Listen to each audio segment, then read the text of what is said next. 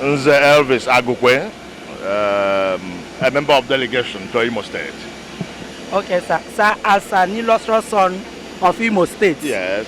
and being part of this historic trip, first time Azman flying into Owerri Airport. Sir, what is your take on this? It is an answer to the governor's call to help him rebuild Imo State. We believe that every Imolite must be part of rebuilding the state again.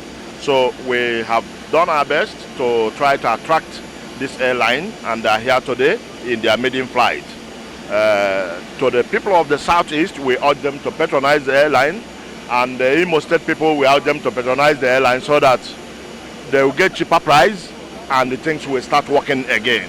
Give a word of encouragement to Azman Airline for flying into Owerri to stay. I want them to be more punctual, Okay. to pay attention to time, Okay. and also add more aircrafts because the passengers are many. I think that will help us to move forward. Sir, are you saying that Azman Air is a friend of Imo? Of course, that's the owner of Azman is from Kano State. He's our friend.